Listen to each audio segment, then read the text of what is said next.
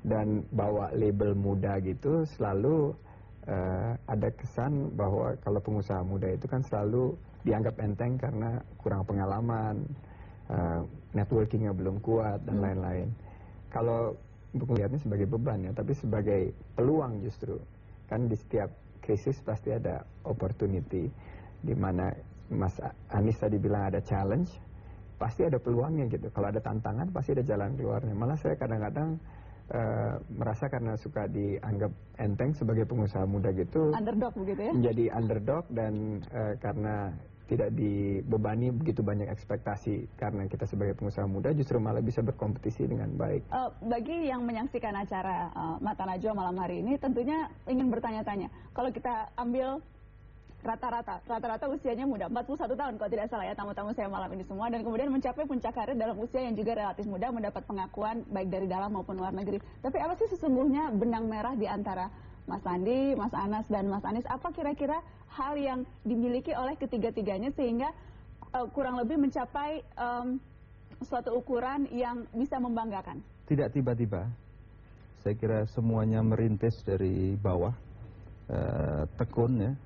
Ketika diberi tugas dilaksanakan dengan sebaik mungkin, dan barangkali Anies, saya dan Sandi berangkat dari tanda petik sekolah aktivis begitu ya, yang itu juga memberikan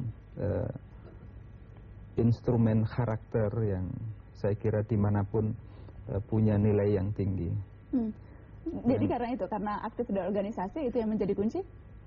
Saya rasa itu salah satu yang utama. Bahkan kalau di kampus saya katakan pada teman-teman mahasiswa, Nas, ini your high GPA will get you a job interview. Titik. Jadi IP yang tinggi itu akan menghantarkan Anda untuk dapat panggilan wawancara pekerjaan. Tapi your leadership itu yang mendapatkan masa depan. Jadi kepemimpinan. Jadi selama mahasiswa itu membantu sekali. Dan mungkin juga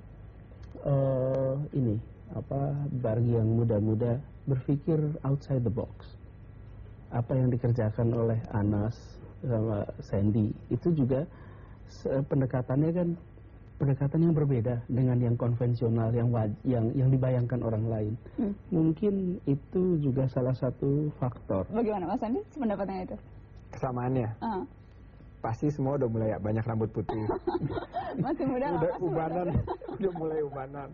Nomor 2, saya lihat dari Mas Anas dan Mas Anies ini, actually mereka itu adalah seorang entrepreneurs dalam nilai-nilai luhurnya. Mereka kerja keras, mereka selalu memiliki posisi yang ulet, tidak pantang menyerah, jujur, dan stay to the core gitu, setia terhadap tujuannya. Jadi saya rasa mungkin kita beda-beda tapi semuanya entrepreneur gitu.